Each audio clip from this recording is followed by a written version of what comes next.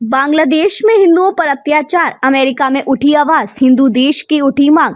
बांग्लादेश में हो रहे हिंदुओं पर अत्याचार का विरोध अब भारत तक ही सीमित नहीं रहा, बल्कि पूरी दुनिया तक फैलने लगा है। भारत शेख हसीना के पतन से ही बांग्लादेश में हिंदुओं की सुरक्षा का मुद्दा उठ रहा है। देश में तो प्रदर्शन हो ही रहा है, विदेशों में भी आवाज उठने लगी है। अमेरिका में लोग सड़क पर उतरे और विरोध प्रदर्शन किया। करीब 500 भारतीय अमेरिकी हिंदुओं ने शिकागो के कोरल स्ट्रीम, इलिनॉइस के राना रेगन सेंटर में बांग्लादेश में हिंदुओं के खिलाफ हो रहे अत्याचारों के खिलाफ शांतिपूर्ण विरोध प्रदर्शन किया।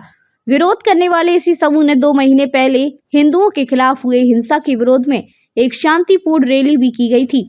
शिकागो के भारतीय सीनियर्स के अध्यक्ष हरिभाई पटेल ने इस कार्यक्रम में आए सभी लोगों का स्वागत किया और बताया कि कैसे बांग्लादेश में हिंदू मंदिरों को नष्ट किया जा रहा है और हिंदुओं की हत्या की जा रही है। FIA की डॉक्टर रश्मि पटेल ने कहा कि हमें अमेरिकी राष्ट्रपति को संदेश भेजकर बताना चाहिए कि बांग्लादेश में चल रहा सबसे बड़ा हिंदू नरसंहार है।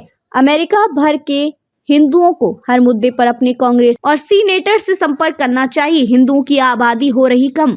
डॉक्टर भारत वरई ने कहा कि 1947 में पाकिस्तान में हिंदुओं की आबादी 12% थी, जो अब 2 से 3% रह गई है। बांग्लादेश में ये 33% थी, जो अब 6% रह गई है। या तो उन्हें मारा जा रहा है या उनका धर्म परिवर्तन किया जा रहा है और अन्य कारणों की भी जांच होनी चाहिए। हालांकि उन्होंने ये आंकड़ा देते हुए किसी रिपोर्ट का हवाला नहीं दिया है। जब ट्रम्प कर सकते हैं तो हमारे नेता क्यों नहीं। उन्होंने आगे कहा कि अमेरिका के हिंदू समुदाय की ओर से हमें भारत सरकार से अपील करनी चाहिए कि वे बांग्लादेश, पाकिस्तान और अफगानिस्तान में सताए गए सभी हिंदुओं को वहां रहने की अनुमति दें और सभी रोहिंग्या और अवैध रूप से रह रहे लोगों को उनके देश वापस भेज दे। अगर राष्ट्रपति ट्रम्प कह सकते हैं कि वे सभी अवैध रूप से रह रहे लोगों को वापस भेज देंगे, तो हमारे नेता ऐसा करने से क्यों डरते हैं। धर्मनिरपेक्षता एक तरफा होती जा रही है। इसके अलावा सभा में आए लोगों ने नारे लगाए और हिंदुओं के हित में खड़े होने का संकल्प लिया।